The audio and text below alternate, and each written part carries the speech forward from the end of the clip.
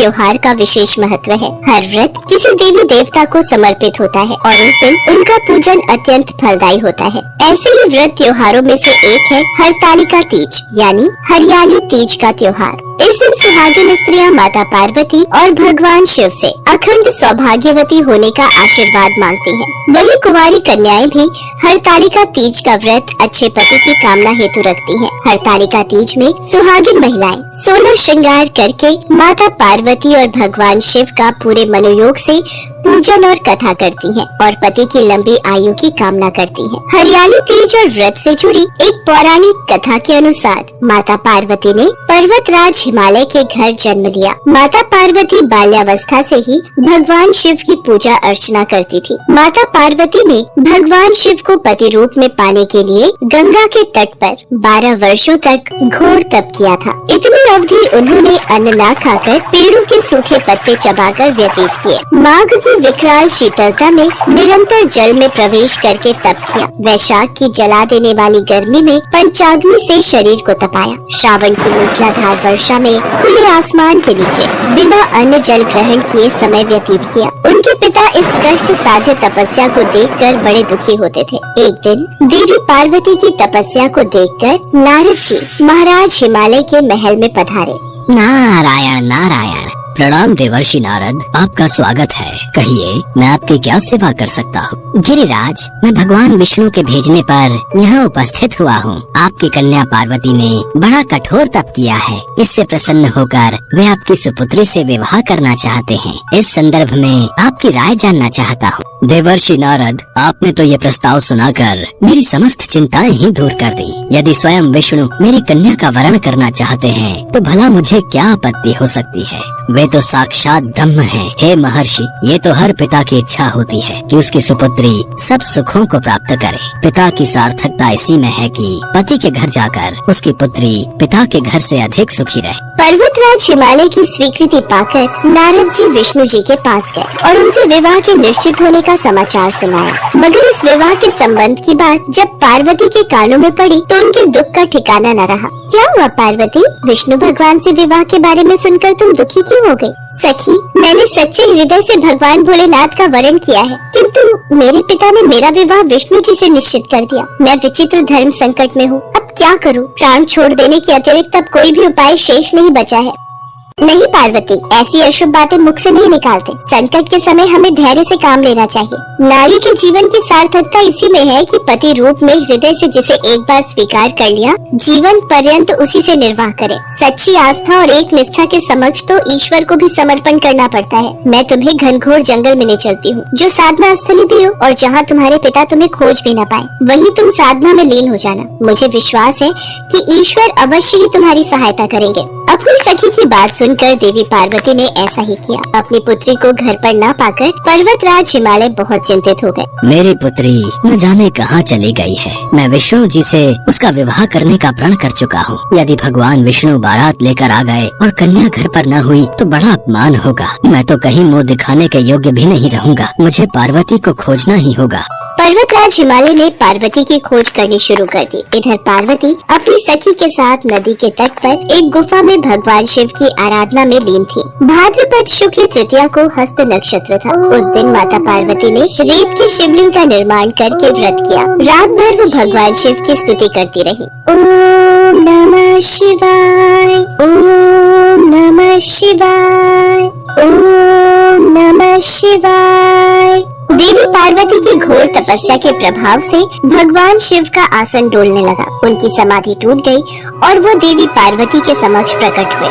देवी पार्वती, मैं तुम्हारी तपस्या से प्रसन्न हूँ। तुम जो चाहो वर मांगो। प्रभु, मैं हृदय से आपको पति के रूप में वरण कर चुकी हूँ। यदि आप सचमुच मेरी तपस्या से प्रसन्न होकर यहाँ पधारे हैं तो मुझे अपनी अर्धांगिनी के रूप में स्वीकार कर लीजिए। देवी पार्वती, क्या तुम मेरे साथ खुश रह पाओगी? मैंने बचपन से ही आपको अपना पति मान लिया था। मैं जानती हूँ आपको पति रूप में पाकर आपकी अर्धांगिनी बनकर मुझे सर्व सुखों की और सौभाग्य की प्राप्ति होगी। कृपया करके मुझे अपनी पत्नी के रूप में स्वीकार कर लीजिए प्रभु। देवी पार्वती के प्रेम और विश्वास की तपस्या की जीत होती है और भगवान शिव उन्हें मनोवांछित वर देकर अंतर ध्यान हो जाते हैं। उसी समय अपने दरबारियों सहित गिरिराज हिमालय देवी पार्वती को खोजते खोजते वहाँ पहुँचते हैं। पुत्री, तुम्हारी ऐसी कठोर तपस्या का क्या कारण है? तुम्हारी ऐसी दशा को देखकर मुझे अत्यधिक दुख और पीड़ा हो रही है। चलो पुत्री, महल वापस चलो। मुझसे तुम्हारी ये दशा देखी नहीं जा रही।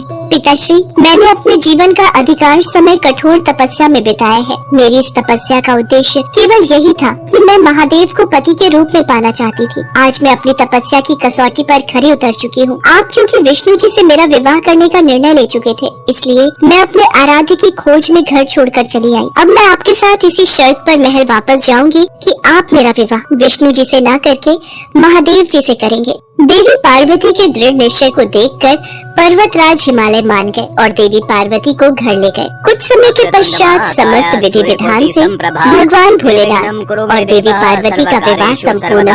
भाद्रपद की शुक्ल तृतीया को देवी पार्वती ने महादेव की आराधना करके जो व्रत किया था, उसी के फल स्वरूप उनका विवाह हो सका। उस दिन से हरियाली तीज का व्रत प्रारंभ हो गया। कहा जाता है जो कोई सुहागन स्त्रियां और कुंवारी कन्याएं इस व्रत को करती हैं, भगवान भोलेनाथ और माता पार्वती उन्हें मनोवांछित फल देते हैं। इसलिए सौभाग्य की इच्छा करने वाली प्रत्येक युवती को हरियाली तीज व्रत पूरी निष्ठा तथा आस्था से करना चाहिए।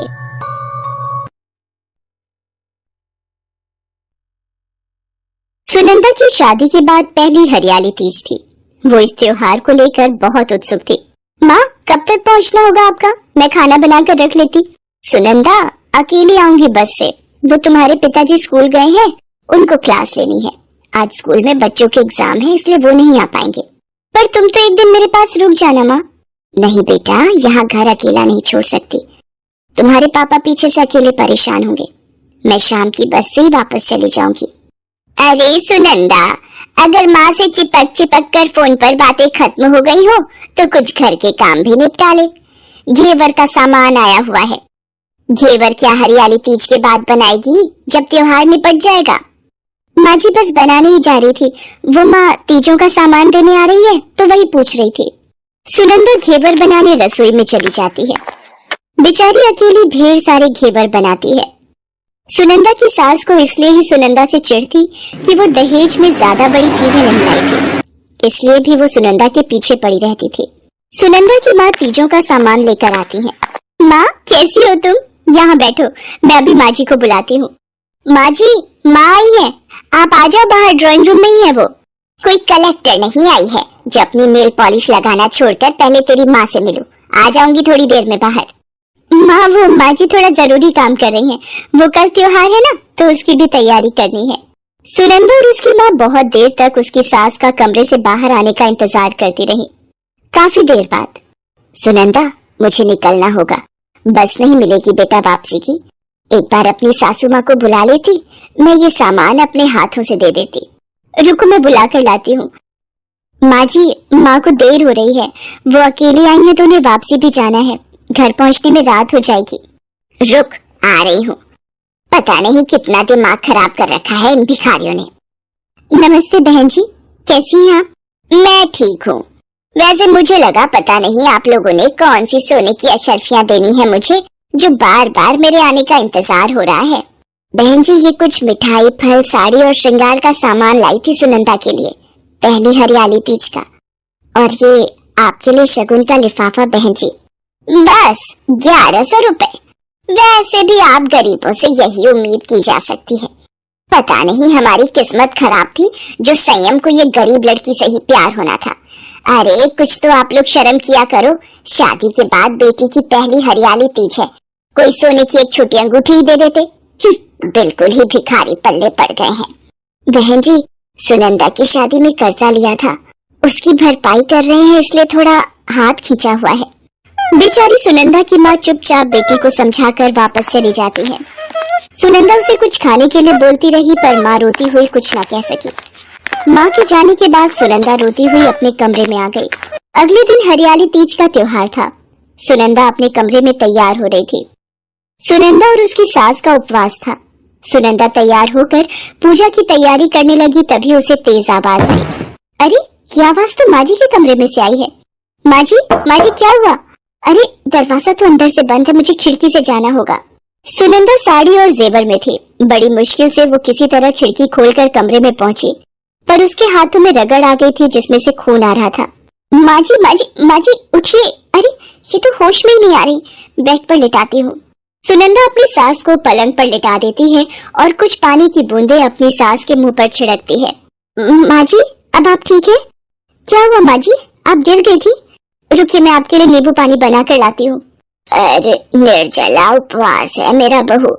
माँ जी कुछ नहीं होता, पहले तबीयत जरूरी है। भगवान भी यही कहते हैं कि मन में श्रद्धा होनी चाहिए। नींबू पानी पी लीजिए, कुछ नहीं होगा। आपको कमजोरी से शायद चक्कर आया था और बीपी लो हो गया होगा। अब ठीक लग रहा है नींबू पानी पीकर? हाँ अब मैं ठीक हूँ। अरे ये तुम्हारे हाथों पर खरोच कैसी? वो माँ जी दरवाजा अंदर से बंद था तो खिड़की से अंदर आई, तभी शायद। सुनंदा बहू, मेरे लिए ये सब? मैंने कल तुम्हारी माँ का इतना अपमान किया, फिर भी बहू? मुझे तो शर्म से डूब मरना चाहिए। मैं सच में हीरे की कद्र नहीं कर पाई। मुझे माफ कर दो बहू। मैंने तुम्हारे मायके वालों की गरीबी का मजाक बनाया और कल जो सब किया, मैं सच में बहुत शर्मिंदा हूँ। माँ जी आप मेरी माँ हैं और माँ कभी अपने बच्चों के आगे हाथ नहीं जोड़ती बल्कि आशीर्वाद देती हैं। सुनंदा अपनी सास के गले लग जाती है। दोनों सास बहू मिलकर खुशी खुशी माँ पार्वती और भगवान शंकर की पूजा और तीज की कथा करती हैं। सुनंदा की सास सुनंदा की माँ से भी फोन पर बात करके माफी मांगती हैं। सुनंदा की माँ भी माँ पार्वती और भगवान शंकर को धन्यवाद करती हैं। माँ पार्वती की कृपा से सुनंदा की सास का स्वभाव बिल्कुल सही हो जाता है। हरियाली तीज का त्योहार उस दिन एक गरीब की तीज को हरा भरा कर देता है।